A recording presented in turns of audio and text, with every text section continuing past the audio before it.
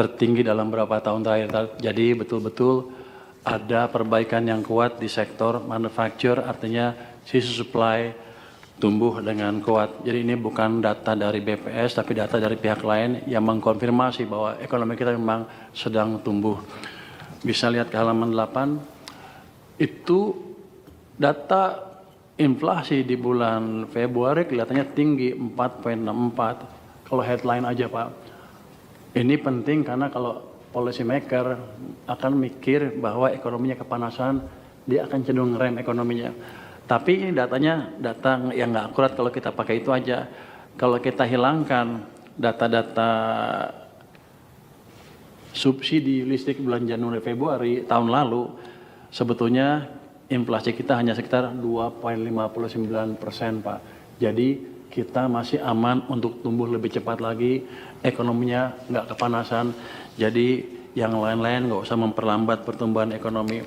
Halaman 9, untuk melihat ekonomi dan optimisme masyarakat, kita lihat terus meningkat.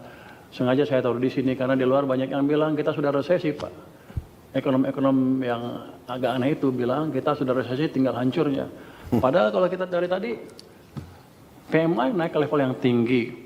Terus kita lihat MSI, Mandiri Index, itu sekarang di 360,7, yang kiri atas tuh yang biru, tebal.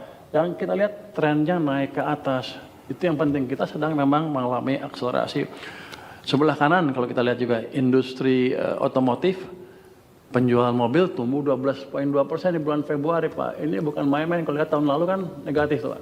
Sekarang udah mulai positif dan sekarang makin kencang. Jadi kita jauh dari apa yang disebut ekonominya morat-marit, kata ekonomi-ekonomi di luar itu Pak. Di TikTok banyak yang ngomong gitu. Di penjualan retail juga kita lihat yang biru Pak, biru kiri bawah.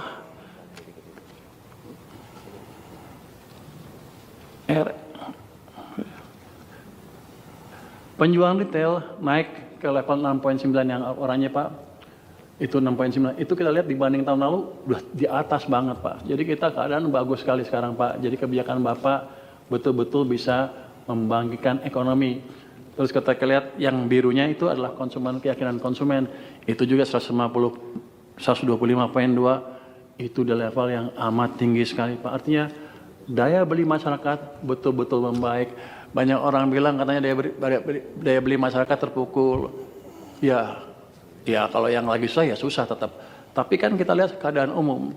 Keadaan umum ditangkap dari survei kepercayaan konsumen. Jadi emang daya beli masyarakat membaik. Dan yang sebelah kanan saya ulang lagi, Purchasing Manager Index itu sekarang 53,8 tertinggi dalam beberapa tahun terakhir Pak. Jadi supply, demand semuanya dalam keadaan sehat sampai dengan Februari. Saya yakin kedepannya akan membaik terus. Next. Kalau kita lihat dinamika global, memang gonjang-ganjingan mengganggu semuanya. Ada yang bilang rupiah hancur. Tapi kalau lihat betul Pak, itu sejak perang, rupiah itu hanya terdepresiasi sebesar 0,3. Jadi sebetulnya bagus daya tahan kita. Yang real, yang pemain yang punya duit betul, bilangnya seperti ini. Tapi yang punya duit, yang nggak punya duit kali Pak, jelek-jelekin Pak. Dia nggak punya duit. Nggak ada Pak. Terus kalau kita lihat yang CDS, IDR 5 year juga 5 tahun masih relatif stabil Pak.